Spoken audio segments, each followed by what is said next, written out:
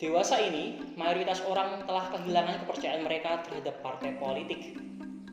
Di Indonesia, partai politik merupakan institusi dengan tingkat kepercayaan yang paling rendah, yaitu sekitar 53%. Namun, partai politik tetaplah merupakan saluran sentral demokrasi representasi.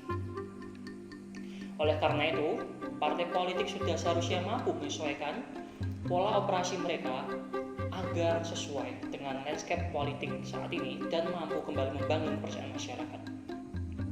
Partai politik harus mampu mengatasi 4 tantangan utama untuk dapat bertahan dalam landscape politik yang telah berubah.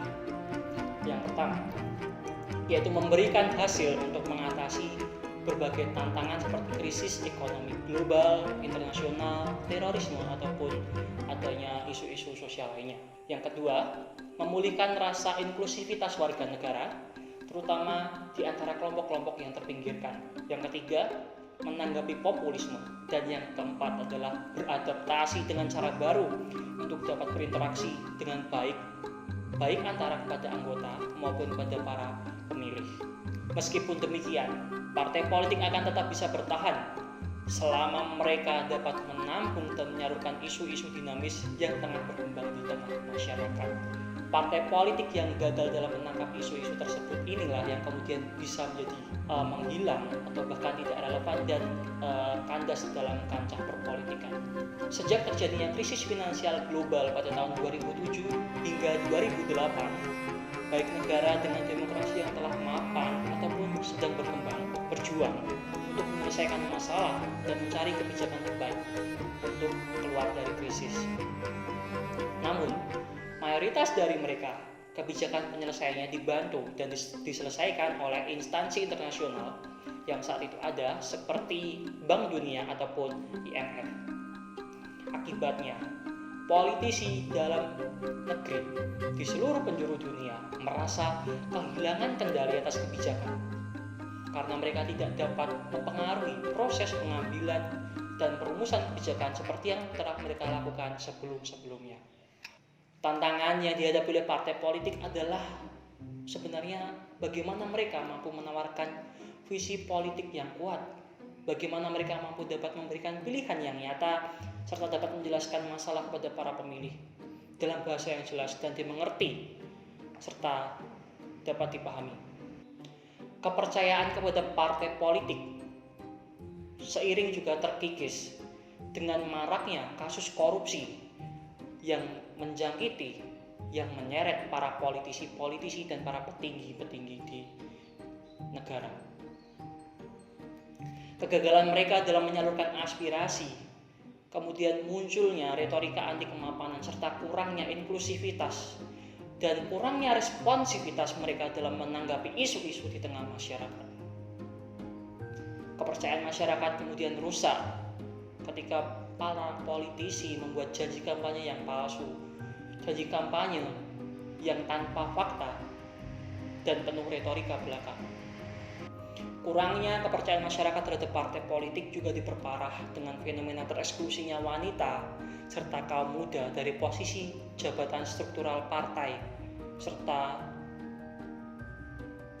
anggota partai. Meskipun representasi perempuan dalam badan legislatif telah lebih dari 2 kali lipat dibanding 22 tahun terakhir, yakni dari 11% pada tahun 1995 menjadi 22% pada tahun 2015 dan meningkat 23,5% pada tahun 2017. Namun, dengan kecepatan seperti ini akan memakan waktu setidaknya 40 tahun untuk mencapai angka yang sama antara pria dan wanita di badan legislatif. Kemudian, dari posisi kaum muda, mereka hanya menduduki 4,1% dari anggota aktif partai politik yang ada di dunia. Di Amerika Latin, banyak parpol baru berdiri di rentang tahun 1990-an. Parpol baru ini berdiri dikarenakan timbulnya protes terhadap pemerintah yang digandeng oleh parpol tua yang dinilai korup dan tidak adil dalam mengelola negara. Kegagalan parpol tua tersebut menyebabkan suatu pemerintahan runtuh seperti yang terjadi di Bolivia, Ekuador, Peru, juga Venezuela. Akibatnya ini berefek negatif ke negara-negara tetangga mereka yang bisa dinilai pemerintahan parpolnya cukup stabil seperti di Kolombia, Meksiko, ataupun Chile.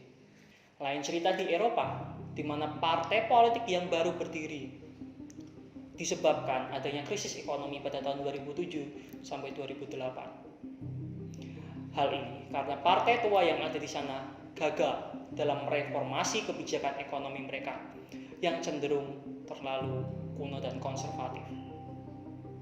Partai politik baru muncul dan mencari taktik untuk mendapatkan suara masyarakat dengan isu untuk mereformasi kebijakan ekonomi di Eropa. Politik negara-negara dunia kontemporer kini ditandai dengan semakin maraknya aksi-aksi politik ekstraparlementer. Konsepsi representasi yang diterapkan melalui keberadaan parlemen serta partai politik dinilai telah gagal dalam mengedepankan kepentingan masyarakat terhadap urusan-urusan publik. Partai politik menjadi sasaran utama di dalam krisis legitimasi ini. Lalu, bagaimana cara untuk mengembalikan fungsi partai sebagai konsolidator demokrasi? Ada dua hal yang menjadi pilar utama dari upaya untuk mengembalikan fungsi partai politik dalam proses konsolidasi demokrasi ini. Yang pertama, yaitu partai politik harus mampu memberikan warga pilihan dan pengaruh agar kebijakan positif dapat dikeluarkan. Yang kedua, partai politik juga perlu meningkatkan integritas dan secara aktif dan efektif melibatkan anggota dan warga, termasuk salah satunya melalui teknologi daring dan metode-metode baru lainnya yang digunakan oleh gerakan politik baru. Gerakan ekstraparlementer menjadi upaya alternatif warga untuk kembali kemampuan mereka dalam membentuk kebijakan publik. Indikasi dari hal ini adalah warga semakin aktif terhadap upaya mereka dalam berpolitik dan mereka mulai kehilangan ketertarikannya terhadap kegiatan politik yang bersifat konvensional seperti menjadi anggota partai, ikut kampanye politik, dan dalam proses elektoral. Banyak dari mereka yang kemudian ingin secara langsung mempengaruhi kebijakan dengan meletakkan pimpinan dan representatif pada tataran horizontal. Permasalahan ini coba diselesaikan partai politik dengan solusi yang didasarkan pada upaya untuk menciptakan cara baru dalam melibatkan warga dalam proses pembuatan kebijakan. Cara baru ini adalah dengan menyeimbangkan peran warga sebagai objek persuasi atau objek untuk mendapatkan suara ketika pemilu dan juga sebagai pemegang kontrol atas aktivitas dan keputusan partai. Partai-partai yang mampu melaksanakan seperti ini kemudian disebut sebagai partai resilient. Partai politik harus memenuhi 4 fungsi utama dari proses representasi. Yang pertama adalah bagaimana mereka bisa mengagregasi kepentingan sosial menjadi agenda kebijakan. Yang kedua adalah memobilisasi warga melalui agenda tersebut. Yang ketiga yaitu merekrut pemimpin untuk memajukan agenda partai. Dan yang terakhir adalah membentuk pemerintahan. Partai politik yang terus tergerus legitimasinya perlu untuk menawarkan hal-hal yang sifatnya baru kepada warga.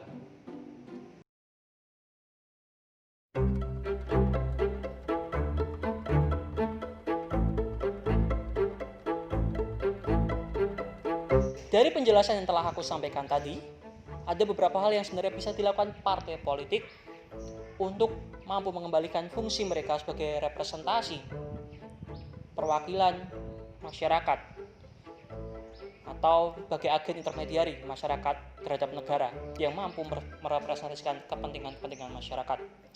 Yang pertama adalah bagaimana partai politik bisa memberikan visi politik yang kuat pada masyarakat. Kemudian bagaimana juga partai politik mampu dapat melibatkan masyarakat dalam proses pembuatan kebijakan. Bagaimana partai politik kemudian juga harus dapat mampu beradaptasi dengan struktur politik yang baru, dengan dinamika masyarakat yang baru. Bagaimana juga partai politik dapat mampu menciptakan sistem politik yang plural dan inklusif. Dan video ini terlaksana dan diproduksi dengan bantuan teman aku, Wilbert dan juga Pandu. Sampai jumpa di lain kesempatan. Mohon maaf apabila ada kesalahan. Sampai jumpa.